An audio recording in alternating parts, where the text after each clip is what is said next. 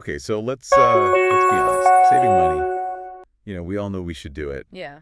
But when you're just getting started, Right. it can feel like almost impossible. This is a struggle for sure, especially when you're hearing all this advice about, like, Right. ooh, put away 15% Yeah. of your income. And it's like, wait. Easy to say when. Yeah, when you're already... You already have money. Exactly. That's why I'm excited for our deep dive today.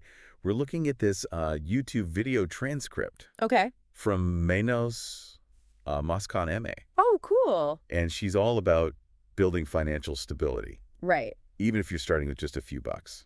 Yeah, I think that's like the most helpful advice because it can be so intimidating Totally. when you think about like, oh, I need thousands of dollars to even start. Yeah. But she's like, no, you can start with just a little bit. Yeah, and she really emphasizes that it's not about deprivation. Right. It's about making smart choices. Yes. And building those habits. Yeah, absolutely. Okay, so Amy starts out talking about the importance of a colchón financiero. Uh-huh. Basically a financial safety net. Which, I mean, yeah, most of us could use that. We would love to have. For sure. But she makes a really interesting point, is you don't need a ton of money to start building one. Right. Imagine you're facing like a surprise medical bill. Or suddenly lose your job. God forbid. Even a small emergency fund makes a huge difference. Can make such a difference. Oh, yeah. So she suggests starting with just $10 a month. Okay. $10. Which, I mean... Yeah, anybody can do that. That's doable. Put aside $10. Yeah. And it gets you in the mindset totally of prioritizing saving. It's like, yeah, it's like that first step. It's that first brick. Yes. Now, here's where things get interesting. Amy has this concept of paying yourself first. Okay.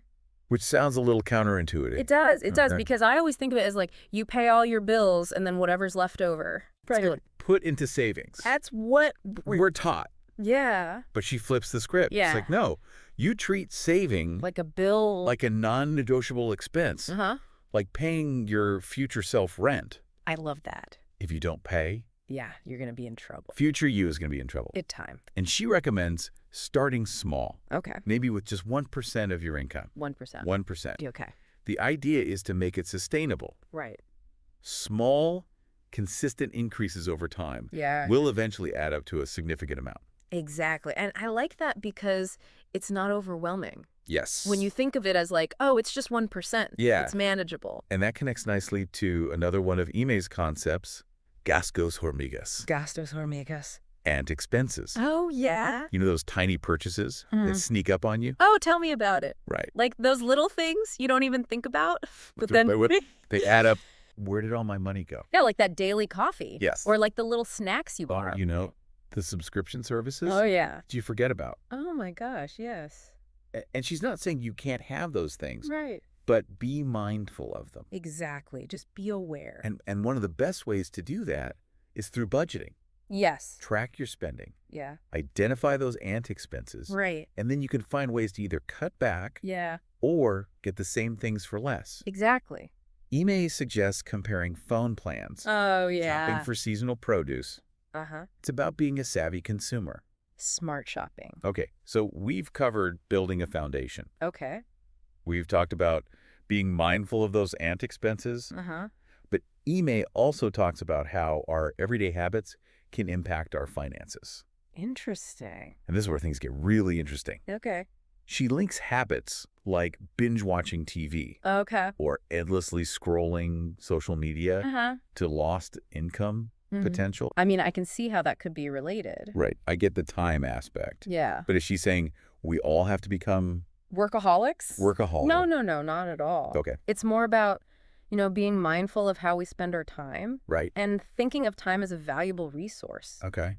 Instead of just passively scrolling. Right. Could you use that time to maybe develop a side hustle? Or learn a new skill? Right. That could then boost your earning potential. Okay, so it's not just about working more? No. It's about... It could be volunteering. Yeah. It could be building relationships. Yeah. Or even just like resting and recharging so Right. that you can be more productive. Yeah, so recognizing that those little choices have a big impact on our finances. Sometimes breaking a bad habit is just as valuable as, earning extra income.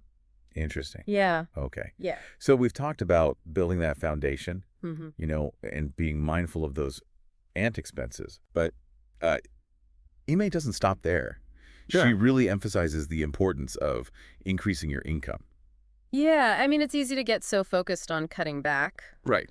And, pinching pennies, but she reminds us that, saving is about reaching your goals. Yeah. It's not about living in misery. You don't want to just live like a monk. Right, exactly. Depriving yourself of everything. Yeah, it's about having a life that you enjoy. Right. While also, working towards your financial goals. Yeah, and she actually has a couple of earlier videos. Oh, cool. That dive specifically into freelancing. Okay. As a way to earn that extra income. Yeah, freelancing can be a great option. Right. Especially if you're looking for flexibility. And she frames it in a way that it's not just about making more money. Right. It's about acquiring new skills and experiences that can open up other possibilities down the road. Like it's an investment in yourself. Yeah. Yeah, exactly. And it's not just about online gigs either. Right. She encourages viewers to look around their local communities. Mm-hmm. Maybe there's a need for tutoring or pet sitting. Yeah. Or even helping seniors with errands. Oh, that's a good idea. Yeah, we get so focused on the online world. Right. That we forget about the real our own life. backyards. Yeah. Yeah. And Imo reminds us that a little investment can go a long way. Yeah. Maybe you've been setting aside some savings. Could you use a portion of that to learn a new skill? Yeah. Or take a course that could boost your earning potential? I like that idea. It's like she's saying, don't be afraid to bet on yourself. Yeah. Invest in yourself. Throughout the video, she keeps going back to this idea of mindset. Your current income doesn't have to define your potential. Right. It can be the fuel that motivates you to learn and grow and create more opportunities. It's all about perspective. Yeah. Yeah. And she ends the video with this really thought-provoking question. Okay. Why is saving important to you? Ooh, that's a good one. What are your goals? How can you use these tips to make those goals a reality? That's so key. Right. Because when you have that motivation, it's so much easier to stick to your plan. Yes. And that segues perfectly into our next source. Oh, perfect. We've been talking about Ima's perspective, but now let's look at a different take on saving. Okay. This one comes from a blog post titled, "The Shocking Truth About Saving Money. It Might Not Be Enough." Ooh, that's a bold statement. Right. The shocking truth about saving money, it might not be enough. That's a pretty bold title. It is, yeah, it definitely grabs your attention. It does make you want to read it. For sure. So the author's main argument is that saving is important, but it might not be enough to reach true financial freedom. Especially these days? Especially in today's economy. With inflation and... Yeah, with inflation and rising costs. Yeah. Just squirreling money away. Right. Might not cut it. Not going to be enough. So what do they suggest instead? Yeah. What's the alternative? They're really pushing the idea of wealth building. Okay. Not just saving, but actively making your money grow. So investing. Investing. Okay. Even if you're starting small. Right, because that can be so intimidating. Oh, it's so intimidating. For a lot of people who don't know anything about it.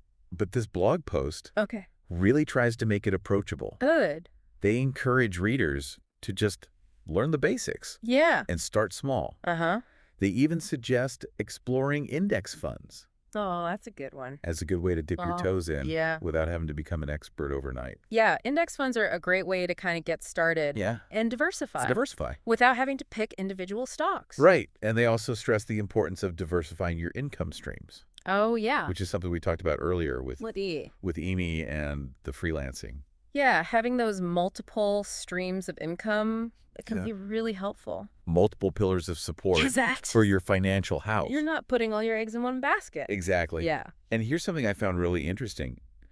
The author encourages readers to think about their skills and talents as potential income generators. Oh, that's interesting. Maybe you have a hobby that could be a side hustle. Yeah. Or you're good at something that other people would pay for. Right, exactly. Like recognizing your own value. Totally. And looking beyond the traditional 9 to 5. It's not just about trading your time for money. No. It's about, finding creative ways to generate income.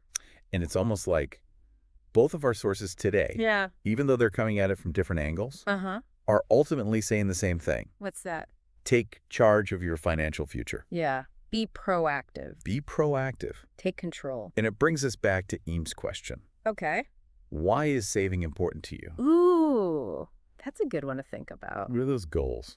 Yeah. That get you fired up. Because once you know what you're working towards, yeah, then it makes it a lot easier to, stay motivated. Stay on track. Make those choices that will get you there. So there you have it. Yeah.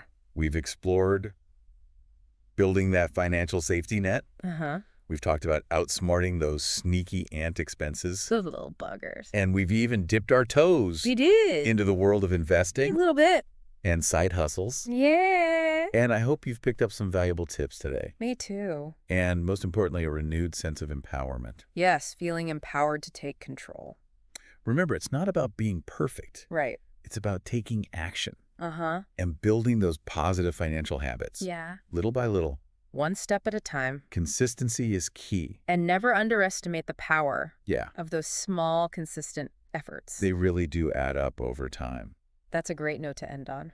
It is. Thanks for joining us for this deep dive into saving and wealth building. Until next time, keep learning, keep exploring, and keep reaching for those goals. Couldn't have said it better myself.